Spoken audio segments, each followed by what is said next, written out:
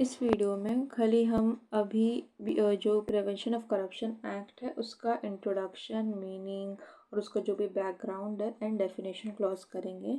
In upcoming video में हम पूरे सारे चैप्टर्स को बारी बारी से कवर करेंगे। सबसे पहले हम एक्ट को देखते हैं। तो एक्ट में हमको दिख रहा है कि चैप्टर 1 है जो कि प्रिलिमिनरी है, जिसमें डेफिनेशन क्लॉज है और शॉर्ट टाइटल और एक्सटेंट है। चैप्टर 2 स्पेशल जजेस के बारे में बात करता है, ठीक है, उनकी अपॉइंटमेंट की, उनकी ट्रायल के पावर की, प्रोसीजर की, और वो कैसे ट्राई करेंगे केसेस को। ये होता है चैप्टर 2 में। चैप्टर 3 ऑफेंसेस एंड पेनल्टीज़ के बारे में बताता है क्या क्या चीज़ें ऑफेंसेस और पेनल्टी में फॉल करेगी। ये हम एक चार्ट से सिंपली कवर कर लेंगे। फिर इन्वेस्टिगेशन होगा केसेस का, तो वो कैसे होगा, इन्वेस्टिगेशन के बारे में दिया गया है। फिर अगर इन्वेस्टिगेशन करते हुए कुछ चीज़ प्रॉपर्टी को अटैच करना है, फोरफिट करना है, उसके बारे में चैप्टर 4A में दिया गया है। देन जैसे प्रिवेंशन ऑफ करप्शन एक्ट है, तो इसमें जनरली ये पब्लिक सर्वेंट्स के ऊपर में ही इसमें प्रोसीडिंग चलती हैं। तो अगर वहाँ पे पब्लिक सर्वेंट हैं तो परमिशन लेनी पड़ती है। जो भी अथॉरिटीज़ हैं, जैसे स्टेट गवर्नमेंट है तो स्टेट गवर्नमेंट से लेनी पड़ेगी, स्टेट गवर्नमेंट के अंडर है तो, या तो फिर सेंट्रल गवर्नमेंट है तो सेंट्रल गवर्नमेंट से लेनी पड़ेगी। ये चीज़ है, प्रीवियस सैंक्शन रिक्वायर्ड है।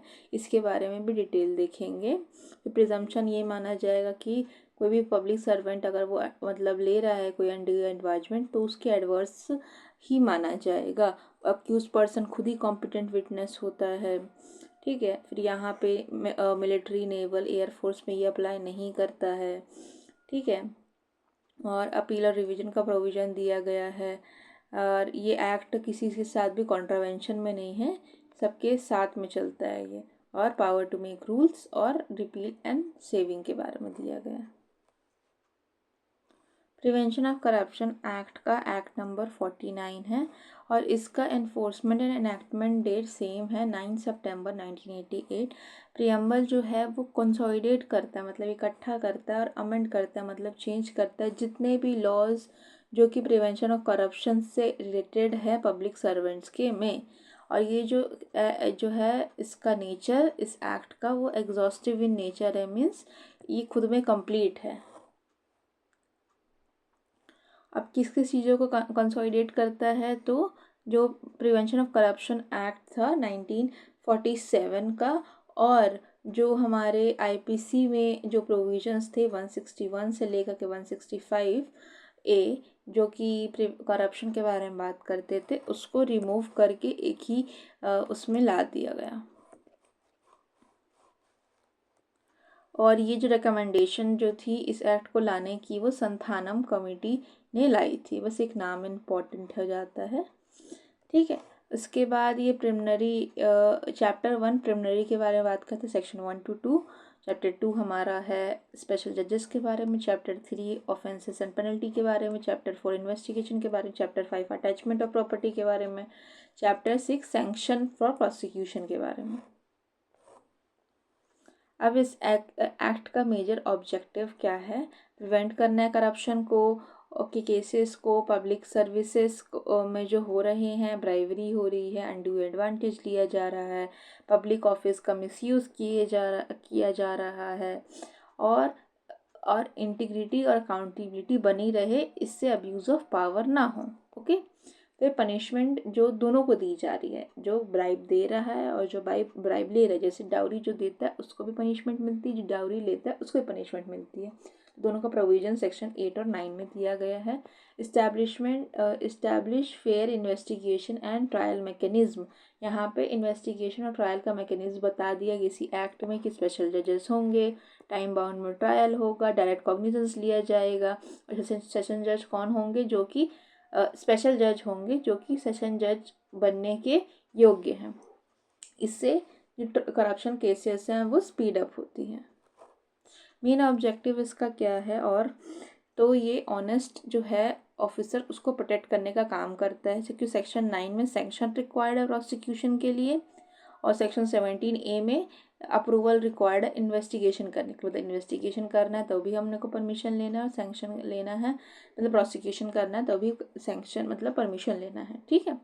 इसके बाद यहाँ पे जो इलिसिट वेल्थ है, जो कि तुम एक्सप्लेन नहीं कर पा रहे हो कि आपने कहाँ से कमाई, उस चीज़ को हम अटैच करने का भी प्रोविज़न है। यहाँ पे जो एप्लीकेशन हो रहा है क्रिमिनल अमेंडमेंट एक्ट 1944 का, उससे हमने जो भी प्रॉपर्टी है जो कि अक्वायर की थी करप्ट मीन्स से, उसको अटैच या कॉन्फिस्केट किया जा सकता है, मतलब उसको जब्त कर सीज कर किया जा सकता है कंपिटेंट अथॉरिटी के द्वारा। फिर support and support corporate compliance, ठीक है, to encourage the commercial organization. अच्छा, यहाँ पे हमने जो जो कॉरपोरेट बॉडी उसको भी करप्शन के एम्बिट में ले आए। अगर जो कंपनीज है या कॉरपोरेशन है वो करप्शन करने में करप्शन करवा रही है, मींस किसी भी ऑफिसर को कोई भी अनड्यू एडवांटेज दे रही है, तो उनको भी पनिशमेंट देने का प्रोविज़न है। इससे क्या होगा, commercial organization anti bribery policy अपनाएंगे और ड्यू डिलिजेंस अगर शो करते हैं तो वो लाइबिलिटी से बचा भी जा सकता है उनका, ठीक है। तो प्रिवेंशन ऑफ करप्शन एक्ट से पहले जो भी एक्ट था उससे पहले 2G स्कैम हुआ था, ठीक है।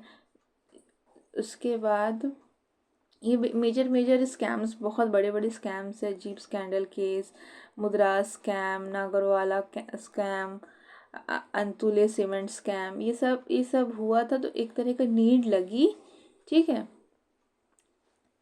और समझ आया कि करप्शन जो है ना वो रियल एनिमी है डेवलपमेंट का। तो इसके लिए हमने 1998 का भी एक्ट लाए और उसमें अमेंडमेंट भी किए कि इस तरह के जो स्कैम्स ना हों, ठीक है। फिर 1987 में kick back in gun deal, बहुत सारे अलग अलग स्कैम्स हुए। तो डायरेक्ट कॉस्ट था एक तरह से, और यहाँ पे हमने 1988 का एप्लीकेशन पब्लिक सर्वेंट के ऊपर भी किया, ब्राइब गिवर आफ्टर 2018 और ब्राइब टेकर, सबको इस एम्बिट में ले आए। अब जो प्रिवेंशन ऑफ करप्शन एक्ट है उसका 2018 का अमेंडमेंट से क्या इसमें मतलब इम्पैक्ट पड़ा, ठीक है।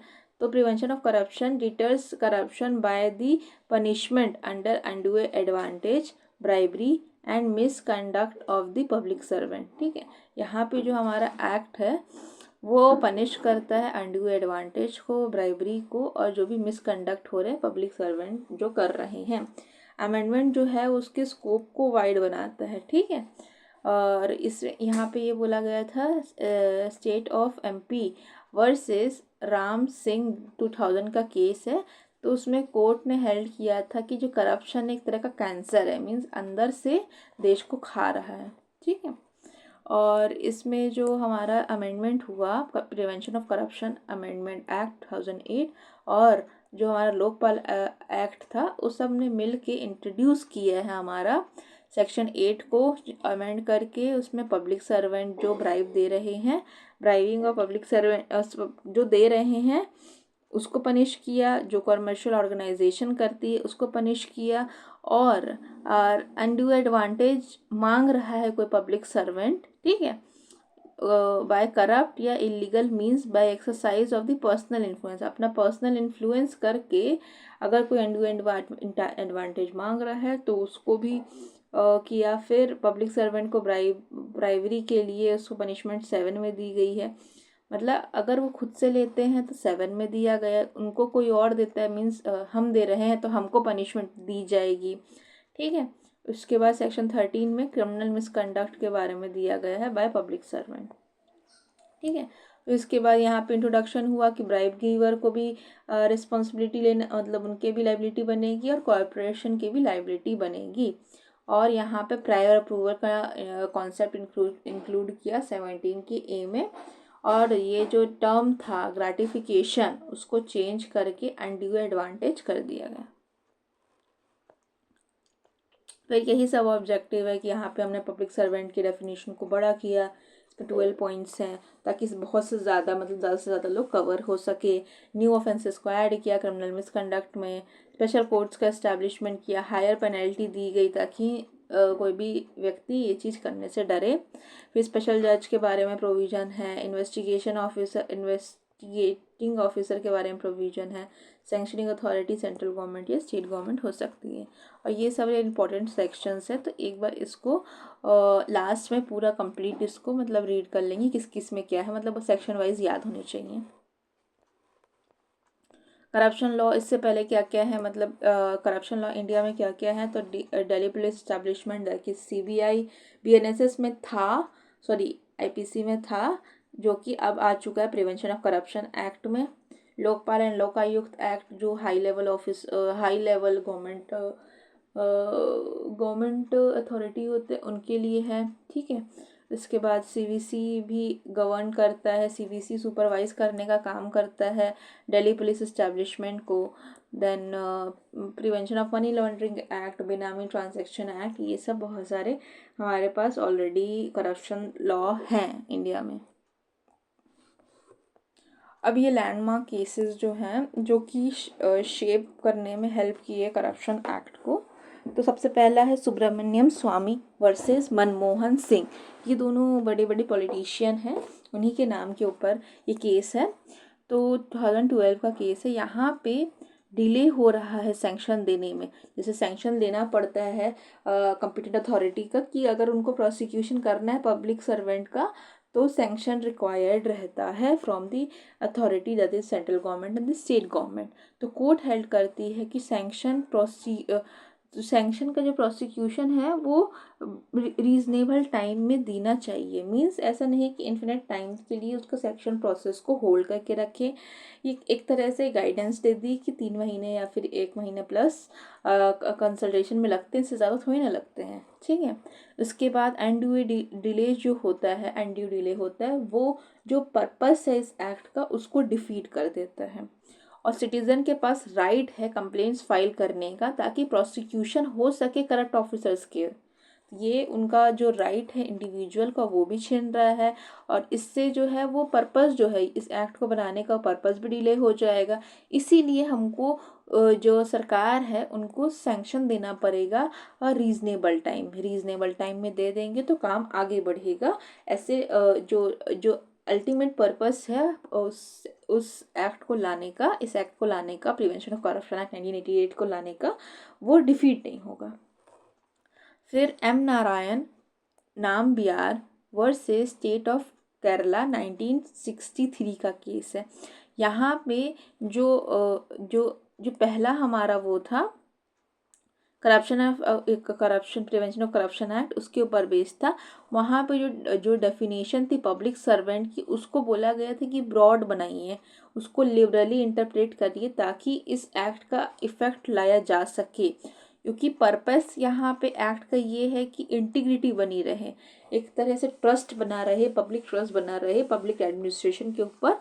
इसीलिए हमको जो है यहाँ पे जो डेफिनीशन है हमारी पब्लिक सर्वेंट की उसको वाइड करना चाहिए। फिर PV Narasimha Rao versus state through CBI 1988। यहाँ पे ये जो है वो JMM, ठीक है, ब्राइबरी केस भी बोला जाता है, जैसे झारखंड मुक्ति मोर्चा। इसमें हमारा झारखंड मुक्ति मोर्चा, यहाँ पे हमारे जो मेंबर ऑफ पार्लियामेंट है वो एक्सेप्ट कर रहे थे वोट्स को, मतलब वोटिंग के लिए ब्राइबरी एक्सेप्ट कर रहे थे। तो यहाँ पे इस केस में PV Narasimha Rao versus state through CBI 1988 के केस में ये हेल्ड किया गया कि जो सुप्रीम कोर्ट ने ये हेल्ड किया कि जो MP MLA हैं वो कवर करते हैं पब्लिक सर्वेंट के डेफिनेशन में। मीन्स MP MLA जो होते हैं वो पब्लिक सर्वेंट की डेफिनेशन में फॉल करते हैं। The member of the parliament are the public servant under the prevention of corruption act. जो लेजिस्लेटिव इम्यूनिटी है वो मतलब नहीं दी गई है, legislative immunity, not immune from the prosecution from the liability. जो कॉन्स्टिट्यूशन में उनको 105 में इम्यूनिटी दी गई है वो अप्लाई नहीं करेगी इस केस में, ठीक है। और ये वाइड करता है स्कोप को, ये डेफिनेशन अगर पब्लिक सर्वेंट की हमने बढ़ा दी तो उससे जो प्रिवेंशन ऑफ करप्शन एक्ट है उसका भी स्कोप वाइड हो जा रहा है, और वहाँ पे इलेक्टेड रिप्रेजेंटेटिव भी इंक्लूड हो रहे हैं। क्रूशल स्टेप है जो कि अकाउंटेबिलिटी को प्रमोट करता है लेजिस्लेटिव बॉडी में। L Narayan Swami versus state of Karnataka 2016 का केस है। यहाँ पे prosecution of public servants after retirement, क्या प्रोसिक्यूशन हो सकता है पब्लिक सर्वेंट्स का आफ्टर रिटायरमेंट, इस चीज का आंसर ये केस देती है। L Narayan Swami versus state of Karnataka 2016 court held करती जो रिटायर्ड ऑफिसर है उन पे ये प्रोसिक्यूशन का बार नहीं लगा है, ठीक है। और जो committee for the offences committed during the service के दौरान जो भी उन्होंने कोई भी ऑफेंस किया है और जो जो करप्शन से रिलेटेड है तो उनकी रिटायरमेंट के बाद भी उन पर प्रोसिक्यूशन चलाया जा सकता है। The public servant can be tried under the prevention of corruption act even post retirement. जो प्रोसीडिंग जो पब्लिक सर्वेंट है वो ट्राई कर सकते हैं, उनको ट्राई किया जा सकता है प्रिवेंशन ऑफ करप्शन एक्ट में उनके रिटायरमेंट के बाद में, ठीक है। ये रीइंफोर्स करता है कि जो अकाउंटेबिलिटी है वो टाइम बाउंड नहीं होनी चाहिए और रिटायरमेंट से अवॉइड नहीं होनी चाहिए। सीबीआई वर्सेस बीएल वर्मा 1997 का केस है। ये डील करता है admissibility of evidence in corruption cases. जो करप्शन केसेस है वहाँ पे एविडेंस को कैसे लिया जाएगा, वो एडमिसिबल होगी कि नहीं होगी। तो कोर्ट हेल्ड करती है कि evidence is not automatically inclusion is not automatically included just because there was a procedural lapse। जो एविडेंस है वो ऑटोमेटिकली एक्सक्लूड नहीं किया जाएगा, क्योंकि मतलब इस वजह से खाली नहीं किया जाएगा कि वहाँ पे प्रोसीजरल लैप्स है, एविडेंस को रिजेक्ट नहीं किया जाएगा। If evidence aid the cause of justice, जो एविडेंस है वो कॉज ऑफ जस्टिस को एड करता है और रेलिवेंट है, कोर्ट उसको एक्सेप्ट कर सकती है। और यहाँ पे जो anti corruption efforts by the preventing technicalities from the derailing of the prosecution, यहाँ पे यही बोला गया कि एविडेंस की वैल्यू बताई गई है कि ऑटोमेटिकली रिमूव नहीं किया जाएगा, मीन्स ऑटोमेटिकली एक्सक्लूड नहीं किया जाएगा किसी भी एविडेंस को जस्ट बिकॉज वहाँ पे कुछ ना कुछ हमारे प्रोसीजरल लैब्स तो आते रहते हैं, वहाँ पे कुछ ना कुछ टेक्निकलिटीज़ तो होती है। जो एविडेंस है वो कॉज ऑफ जस्टिस में हेल्प कर रहे हैं और रेलेवेंट होते हैं, दैट इज़ वाई कोर्ट को एक्सेप्ट करना चाहिए। ये जो चीज़ लेट डाउन की गई है एडमिसिबिलिटी को लेके, वो एंटी करप्शन एफर्ट्स को दिखाती है कि वहाँ पे कुछ भी टेक्निकलिटीज़ अगर आती है तो वो प्रोसिक्यूशन को डीरेल नहीं कर सकती, मीन्स उसको ख़त्म नहीं कर सकती, उसको अवॉइड नहीं किया जा सकता है। ये बहुत इंपॉर्टेंट केस है, Vineet Narayan versus union of India. हम इसको सीबीआई के भी जो वन शॉट वीडियो होती है उसमें भी इसको कवर करते हैं। तो जो लैंडमार्क जजमेंट है सीबीआई के इंडिपेंडेंस का, वो Vineet Narayan versus union of India 1996 का केस है। यहाँ पे गाइडेंस इशू की गई थी ताकि जो सीबीआई उसकी ऑटोनॉमी मतलब उसकी ऑटोनॉमी रहे। सीबीआई और ईडी दो इन्वेस्टिगेटिंग एजेंसीज है, उनका ऑटोनॉमी बहुत ज़रूरी है, ठीक है। फिर insulation of investigation from the political influence, जो इन्वेस्टिगेशन है वो पॉलिटिकल इन्फ्लुएंस से दूर रहे, ये भी है। मतलब इंडिपेंडेंट बनाया दिया गया, टेन्योर को फिक्स कर दिया गया, अपॉइंटमेंट प्रोसीजर में थोड़े चेंजेस लाए गए ताकि जो सीबीआई है या ईडी है वो अपने हिसाब से काम कर सके और बिना किसी पॉलिटिकल इन्फ्लुएंस की, क्योंकि इन्फ्लुएंस हो जाती अगर किसी पॉलिटिशियन के अगेंस्ट में कोई करप्शन केस लग रहा है, क्योंकि यहाँ पे हमने प्रिवेंशन ऑफ करप्शन एक्ट किस पे भी अप्लाई करेगा, हमारे पब्लिक जो एमएलएज एमपीज एमएलएज जो भी रिप्रेजेंटेटिव्स हैं, इलेक्टेड रिप्रेजेंटेटिव, उन पे अप्लाई करता है, तो उनका एक पॉलिटिकल इन्फ्लुएंस हो सकता है। तो इसीलिए इस चीज़ को इंडिपेंडेंट बनाने के लिए हमने ऑटोनॉमी दे दी है सीबीआई को और ईडी को, और उनके अपॉइंटमेंट प्रोसीजर को भी ऐसा रखा गया ताकि अकाउंटेबिलिटी बनी रहे। फिक्स टेन्योर होता है सीबीआई डायरेक्टर का, दो नॉट सोलली अब ये जो केस है वो solely about prevention of corruption नहीं है, ये इम्प्लीकेशन ऑफ करप्शन इन्वेस्टिगेशन के बारे में है। और यहाँ पे फेयर स्ट्रेंथन करता है फेयर, ट्रांसपेरेंट और इफेक्टिव इन्वेस्टिगेशन, ठीक है। BK Tanaji versus state of Maharashtra 2018 का केस है। यहाँ पे validity of sanction before the prosecution, जो सैंक्शन दिया गया है प्रोसिक्यूशन से पहले, उसकी वैलिडिटी के बारे में इस केस में बात की गई थी। सुप्रीम कोर्ट रूल करता है कि प्रोसिक्यूशन को प्रॉपर सैंक्शन लेना पड़ेगा बिफोर इनिशिएटिंग एनी प्रोसीडिंग। कोई प्रोसीडिंग को चालू करने से पहले प्रॉपर सैंक्शन लेना पड़ेगा, और ये अगर फेल हो जाते हैं तो प्रोसिक्यूशन इनवैलिड नहीं होगा। अगर मान लिए प्रोसिक्यूशन, देखो जनरल प्रोसीजर यही है कि पहले सैंक्शन लेना है देन प्रोसिक्यूट करना है, लेकिन सैंक्शनिंग प्रोसीजर अगर थोड़ा सा भी उसमें कुछ भी एरर आ जाता है तो वो इनिशियल प्रोसीडिंग को ख़त्म नहीं कर देगा, उससे मतलब जो प्रोसिक्यूशन है वो इनवैलिड नहीं हो जाएगी, वो वैलिड ही रहेगी। तो इसमें यही हेल्ड किया गया था कि जो प्रोसीजरल सेफगार्ड्स है वो इम्पॉर्टेंट है सेक्शन 19 में, और छोटे मोटे जो भी हमारे एरर्स हैं वो पूरे प्रोसीडिंग को, पूरे प्रोसिक्यूशन को इनवैलिड डिक्लेयर नहीं कर सकते।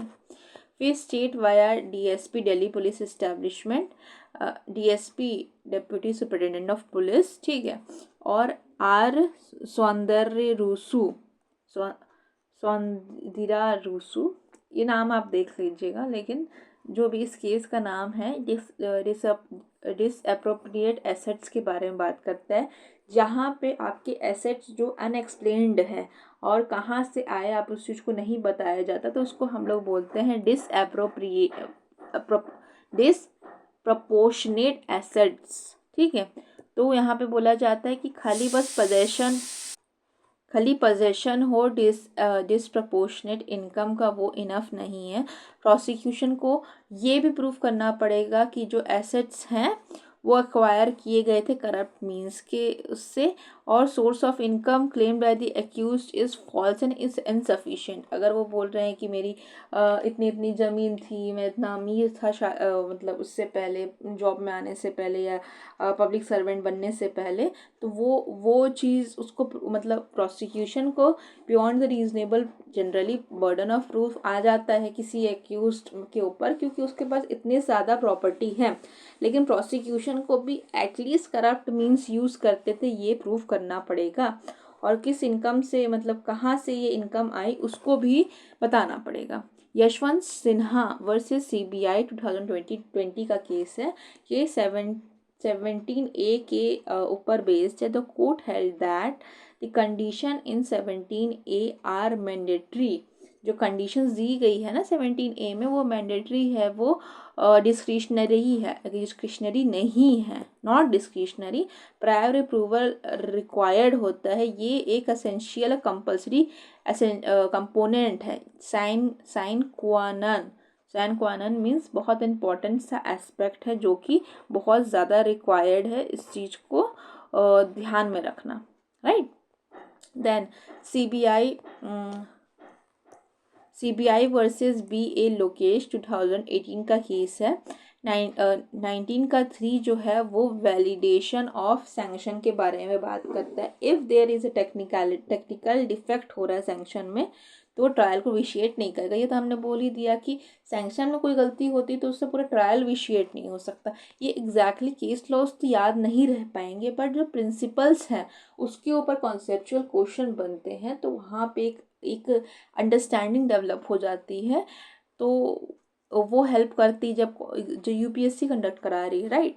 तो वो बहुत ज़्यादा कॉन्सेप्चुअल नॉलेज चेक करती है इंडिविजुअल की, राइट। तो इसीलिए हमको केस लॉस के थ्रू पूरे एक्ट को बेसिकली ऊपर से देखना है कि हाँ इसमें कितने कितने क्या क्या प्रोविजंस और कहाँ कहाँ पे क्या अप्लाई कर रहा है, और जब हम एक्ट को पढ़ेंगे तो वो चीज़ें क्लिक करेगी। सीबीआई वर्सेस रमेश गांधी 2016 का केस है। जो प्राइवेट बैंक ऑफिशियल्स है वो भी पब्लिक सर्वेंट्स होते हैं।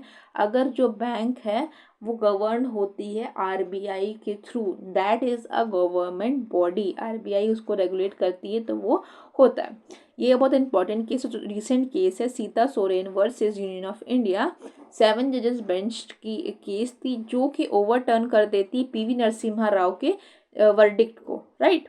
PV Narasimha Rao I guess 1998 का केस है, उसको ओवरटर्न किया गया। तो ये इंपॉर्टेंट बनता है, हो सकता है ये एग्जैक्ट केस आ जाए क्योंकि रीसेंट केसेस 1-2 साल पुराने केसेस पूछता है यूपीएससी।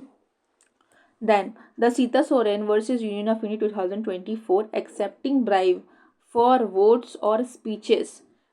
अगर वोट्स और स्पीचेस के लिए मीन्स वोट कैसे हुआ कि वोट आप ब्राइब ले लीजिए, आपको हम वोट दिला देते हैं, या फिर आप ब्राइब ले लीजिए और ये जो मैटर है हमारा वो रेस कर दीजिए पार्लियामेंट में, स्टेट लेजिस्लेचर में।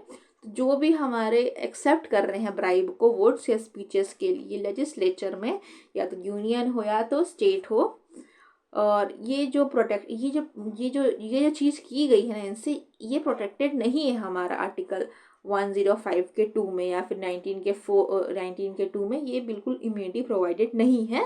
इसीलिए यहाँ पे उन पर प्रोसिक्यूशन हो सकता है। तो ये चीज़ हेल्ड की गई थी कि ब्राइब लेना एक्सेप्टेबल नहीं है वोट्स और स्पीचेस के लिए एमपीज़ एंड एमएलएज के द्वारा। एमपीज़ एमएलएज इसके बेसिस पे कोई भी ब्राइबरी नहीं कर सकती। विस यहाँ पे जो ओवरटर्न किया गया था पीवी नरसिम्हा राव के जजमेंट को। Latest cases 2025 state of Kerala versus state Channakeshava 2025, जो कोर्ट हेल्ड करती है कि जो प्रिलिमिनरी इंक्वायरी है वो मैंडेटरी नहीं होती है।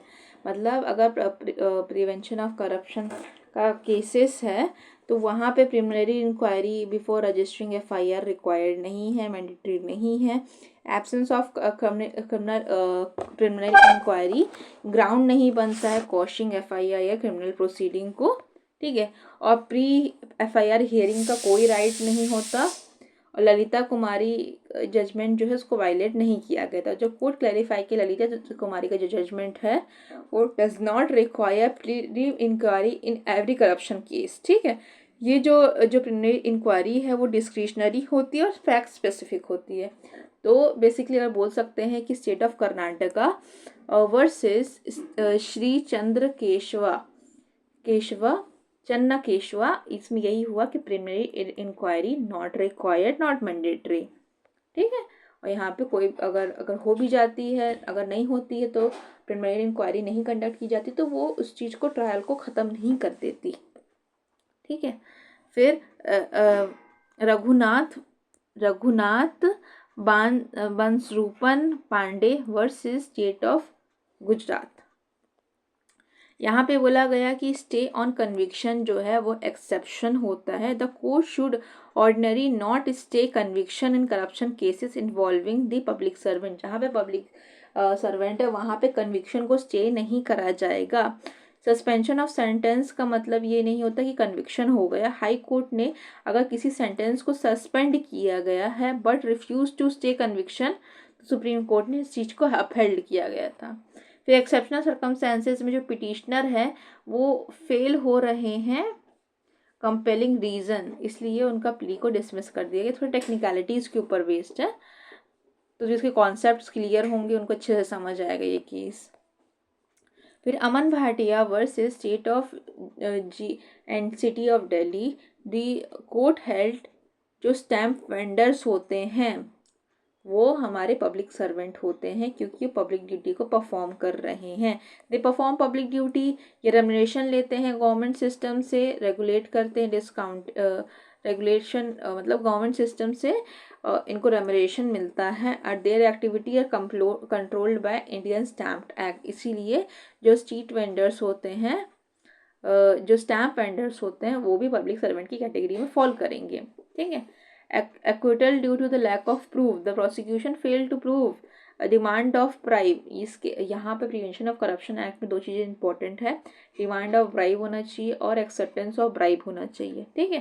ट्रैप एविडेंस में इनएडुकेट रहता है, यहाँ पे चीज़ें बियॉन्ड मतलब ट्रैप एविडेंस जो होता है ना जैसे वहाँ पे प्रोसिक्यूशन का रिक्वायरमेंट नहीं होता, वहाँ पे सेक्शन 17 में आई गेस है, एक बार इसको कंफर्म कर लिया जाएगा जब हम उस प्रोविजन को पढ़ेंगे। जो ट्रैप एविडेंस होता है ना, मीन्स अगर कोई व्यक्ति रंगे हाथों पकड़ा गया ब्राइब लेने से, उसको बियॉन्ड रीजनेबल डाउट प्रूव करना पड़ेगा, तभी वो अप्लाई करेगा वरना नहीं करेगा। ठीक है। Devendra Kumar Bansal versus state of Punjab, यहाँ पे एंटीसिपेटरी बेल के बारे में बात की गई थी करप्शन केसेस के। Should be granted only in exceptional case, जो हमारे एंटीसिपेटरी बेल है वो एक्सेप्शनल केस में ही फॉल करनी चाहिए, मतलब एक्सेप्शनल केस में ही देनी चाहिए जहाँ पे फॉल्स इम्प्लीकेशन है या फिर पॉलिटिकली मोटिवेटेड कोई भी स्टंट है, मतलब कोई भी चीज़ है अगर पॉलिटिकली मोटिवेटेड लग रही है तभी एंटीसिपेटरी बेल देना चाहिए करप्शन केसेस में, वरना नहीं देना चाहिए। ठीक है। मेयर डिमांड और सॉलिसिटेशन जो है वो कॉन्स्टिट्यूट होता है ऑफेंस अंडर सेक्शन 7। डिमांड हो रही है तो भी वो ऑफेंस कहलाता है सेक्शन 7 में। द एविडेंस को एक्यूज्ड कॉट रेड हैंडेड, जो एविडेंस मिलता है वहाँ पे क्या है कि जो एक्यूज्ड है वो रेड हैंडेड पकड़ा गया, और ऑडियो रिकॉर्डिंग भी थी जो कि इस चीज़ को कोरॉबरेट कर रही थी, इसीलिए जो एंटीसिपेटरी बिल है उसको रिजेक्ट कर दिया गया था। फिर सीबीआई वर्सेस सतीश कुमार 2025 का केस है। ये चीज़ हेल्ड करता है कि जनरल कंसेंट जो है वो कंटिन्यू करेगी आफ्टर बाइफर्केशन। ठीक है। मतलब अगर कोई स्टेट है उसने जनरल कंसेंट दी थी तो अगर वो अपने में टूट के अलग हो जाती, जैसे एमपी अलग हुआ छत्तीसगढ़ से, तो वैसे ही उत्तराखंड अलग हुआ यूपी से, अगर उससे पहले की जो स्टेट थी उसने अगर परमिशन दी थी तो वो जो परमिशन है वो कंटिन्यू करते रहेगी, जो जनरल कंसेंट है वो कंटिन्यू करता रहेगा इवन विदाउट सेइंग एनीथिंग। तो जो सीबीआई को हमने जो जनरल कंसेंट दिया था वो कंटिन्यू करेगा आफ्टर बाइफर्केशन। ठीक है। जैसे आंध्र प्रदेश, अनडिवाइडेड आंध्र प्रदेश ने जनरल कंसेंट दी थी सीबीआई को तो सर्वाइव किया, मीन्स वो जो कंसेंट थी वो बचा रहेगा, आंध्र प्रदेश के ऊपर भी अप्लाई करेगा और तेलंगाना पे भी अप्लाई करेगा अनलेस उसको एक्सप्रेसली विड्रॉ ना किया जाए। ठीक है। No state consent is needed for the central government employees, central government employees पे अगर प्रोसिक्यूशन करना है तो स्टेट की परमिशन लेने की रिक्वायरमेंट नहीं है। ठीक है। Central government CBI central government के एम्प्लॉयज़ के ऊपर प्रोसिक्यूशन चला सकती है, स्टेट की कंसेंट रिक्वायर्ड नहीं है। Lack of notification form, the special court does not initiate proceeding. ठीक है। High court quashing wrong and criminal cases restored and the trial order proceed. The state of Harikesh, the sanction error not fatal, अगर sanction में कोई भी error होती है वो फेटल नहीं होती। अंडर सेक्शन 19 का 3 या 19 का 4, invalid sanction does not vitiate the trial unless the failure of justice, अगर सैंक्शन में कोई भी एरर हो रहा है तो वो ट्रायल को ख़त्म नहीं कर सकता अनलेस हम ये प्रूव करेंगे कि ये फेलियर ऑफ जस्टिस हो रहा है। ठीक है। फिर moving on, Dilip and Sanghani versus state of Gujarat 2025 का केस है। यहाँ पे सेक्शन 7 और सेक्शन 13 के लिए डिमांड और एक्सेप्टेंस दोनों प्री रिक्वेस्ट है। ये चीज़ चलो हेल्ड कर दिया गया कि डिमांड और एक्सेप्टेंस तभी होगा, तभी वो डिमांड और एक्सेप्टेंस दोनों होंगे तभी ये कन्विक्शन में हेल्प करेंगे। नो एविडेंस ऑफ ब्राइबरी, यहाँ पे ब्राइबरी का एविडेंस नहीं मिला, इसलिए जो एडमिनिस्ट्रेटिव इरेगुलरिटी करप्शन में नहीं आता। ठीक है। Benefit to the marginalize community outside the tender system, not automatically corruption. State of Karnataka versus TN Sudhakar Reddy, preliminary inquiry mandatory नहीं होता। ये चीज़ हमने देखा कि प्रिलिमिनरी इंक्वायरी मैंडेटरी नहीं होता है। ठीक है। और यहाँ पे कॉग्निजेबल ऑफेंस हो रहा है किसी रिपोर्टेड सोर्सेज से, वो इनफ होता है।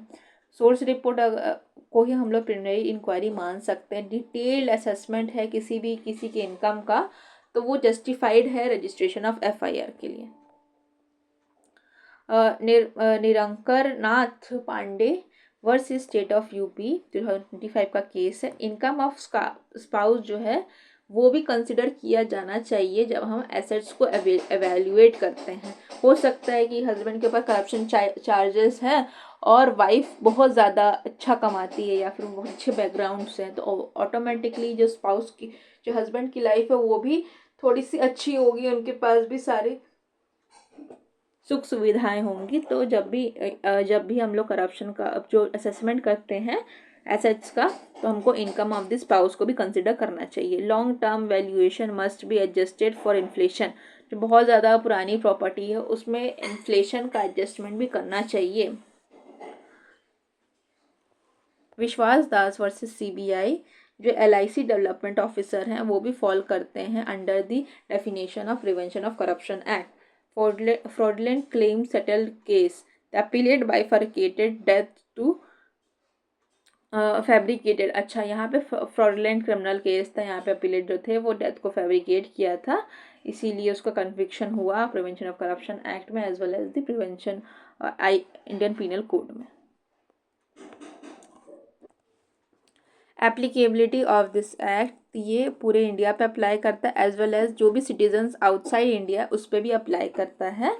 ठीक है, और ये दोनों तरह के करप्शन केसेस को कवर करता है जो कि पब्लिक सेक्टर में हो रहे हैं या प्राइवेट सेक्टर में हो रहे हैं। अब ये 2A में इलेक्शन की डेफिनेशन दी गई है। इसका मतलब इलेक्शन का मतलब होगा स्टेट लेजिस्लेचर, पार्लियामेंट का, स्टेट लेजिस्लेचर का, लोकल अथॉरिटी का या अदर अथॉरिटी का कोई तरह का इलेक्शन होगा तो इस एक्ट में माना जाएगा कि सारे इलेक्शन, मतलब parliament, state legislature, local authority, other authority, ये सारे इलेक्शन को हम लोग इलेक्शन मानेंगे इस एक्ट में अगर यूज़ होता है तो।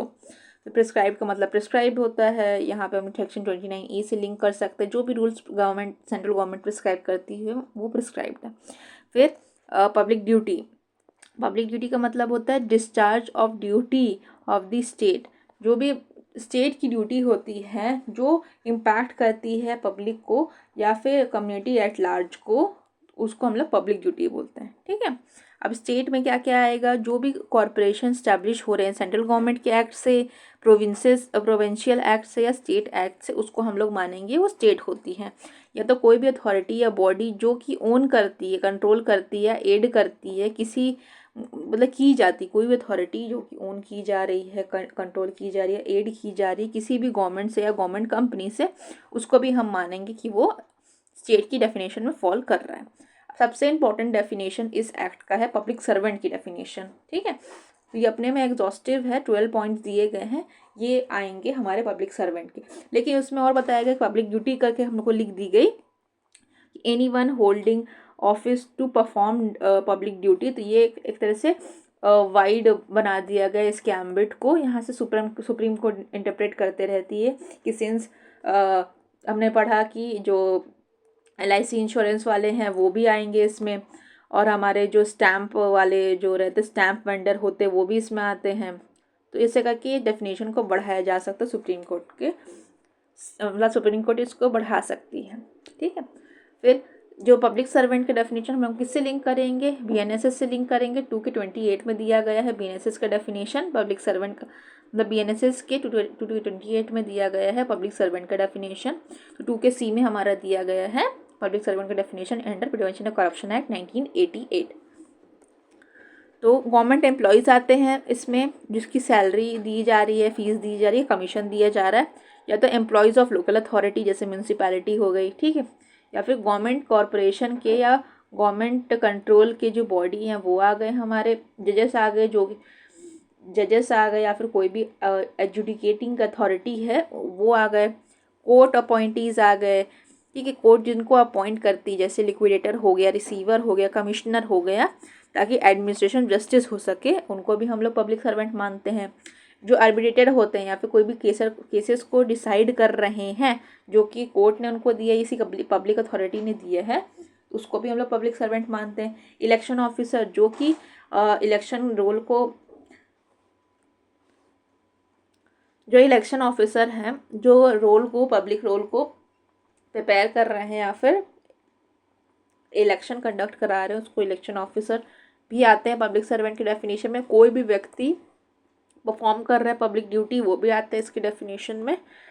ठीक है, इसके बाद जो भी government aided registered cooperative society हैं वो भी आता है इसमें। ठीक है, उसके बाद member of service of select commission या select board, selection board, UPSC, PSC। ठीक है, और सिलेक्शन बोर्ड मीन्स SSB, ये सारे लोग आएंगे हमारे पब्लिक सर्वेंट के डेफिनेशन में। यूनिवर्सिटी टीचर्स टीचर्स हो गए, ऑफिसर्स हो गए, एग्जामिनर हो गए, ये भी आएंगे। जो भी एम्प्लॉयज़ हैं एडेड इंस्टीट्यूशन में, या तो एजुकेशनली एडेड हो, सोशली हो, या फिर कल्चरल हो, ये सारे लोग हमारे पब्लिक सर्वेंट की डेफिनेशन में आएंगे। यहाँ पे एक एक्सप्लेनेशन दे दी गई, 2 एक्सप्लेनेशन है कि अगर डायरेक्टली अपॉइंटेड नहीं है कोई व्यक्ति तब भी वो पब्लिक सर्वेंट कहलाएगा अगर वो पब्लिक ड्यूटी परफॉर्म करता है।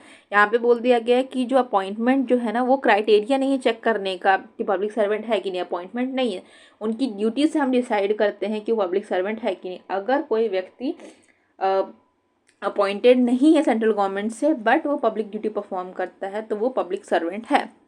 फिर लीगल डिफेक्ट हो रहा है कोई भी अपॉइंटमेंट में, अगर उनकी अपॉइंटमेंट बाद में कैंसिल होती है, जैसे यूपीएससी टॉपर्स की हमारे निकलते हैं कि उन पे क्या बोलते हैं, उन्होंने अच्छा मतलब सही से अपॉइंटमेंट सही तरीके से नहीं लिया, गलत कैटेगरी में लिया, तो अगर उन्होंने कोई भी काम किया है तब भी वो माना जाएगा कि वो पब्लिक सर्वेंट की कैपेसिटी में काम कर रहे थे। और अगर उन पे केस का करना भी है प्रिवेंशन ऑफ करप्शन एक्ट में तो इसी डेफिनेशन में उसको फॉल करवा के किया जा सकता है। ये नहीं बोला जाएगा अगर उनके द्वारा कि हमारा जो लीगल डिफेक्ट है अपॉइंटमेंट में, ये डिफेंस नहीं लिया जा सकता है। फिर एंड्यू एडवांटेज ये इंसर्ट किया था 2018 में। यहाँ पे gratification apart from legal remuneration, gratification का मतलब होता है कोई भी तरह का ग्रेटिफिकेशन, कोई भी तरह का लाभ लेना। पिक्यूनरी ग्रेटिफिकेशन भी आ सकता है या फिर कोई भी ऐसा ग्रेटिफिकेशन जो कि मनी में एस्टिमेट किया जाता है। मतलब यहाँ पे पैसे के अलावा भी चीज़ें अगर ग्रेटिफाई कर रहे हो मीन्स यहाँ पे ये लिमिट नहीं है। यहाँ पे ये इसका मीनिंग बताने का मतलब ये है कि ये लिमिटेड नहीं है, ये पिक्यूनरी और पैसे से रिलेटेड नहीं है। ग्रेटिफिकेशन कोई काम कर दिए, चलो मेरा काम कर देना, इस टाइप की चीज़ें होती है, उसको भी ग्रेटिफिकेशन की कैटेगरी में फॉल किया जाएगा। खाली पैसा नहीं होता ग्रेटिफिकेशन, बस ये कहने का मतलब है। ठीक है, तो ग्रेटिफिकेशन जो है जो कि लीगल रेम्यूनरेशन से अलग। अब लीगल रेम्यूनरेशन क्या होता है, हमारा सैलरी वेजेस जो लीगल तरीके से जो इंसान कमाता है, पब्लिक सर्वेंट कमाता है, उसको लीगल रेम्यूनरेशन बोलते हैं। तो लीगल रेम्यूनरेशन के अलावा अगर कुछ कमाई हो रही है तो उसको हम लोग बोलते हैं इलीगल ग्रेटिफिकेशन या अनड्यू एडवांटेज। ठीक है, तो लीगल रेम्यूनरेशन में इंक्लूड होगा हमारा basic salary wages, remuneration permitted by the government, कोई भी सैंक्शन है, दिवाली बोनस है, अलाउंस है, वो सारे आएंगे हमारे लीगल रेम्यूनरेशन में। अनड्यू एडवांटेज का एग्जांपल हो सकता है कैश में बाइबरी हो रही है, फ्री गिफ्ट्स मिल रहे हैं, पेड वेकेशन मिल रहे हैं, एक्सपेंसिव डिनर एंटरटेनमेंट वगैरह हो रहा है, या फिर जॉब रिलेटिव्स को दी जा रही, ये सब हमारे अनड्यू एडवांटेज में आते हैं। अनड्यू एडवांटेज का मतलब कभी नहीं है कि वो अगर पैसे से रिलेटेड होगा तो भी नहीं होगा। कोई भी ऐसा चीज़ जो कि तुम्हारे को लीगली वैलिड है तुमको लेना, उसके अलावा तुम उस चीज़ को ले रहे हो, उसको हम लोग बोलते हैं इलीगल ग्रेटिफिकेशन।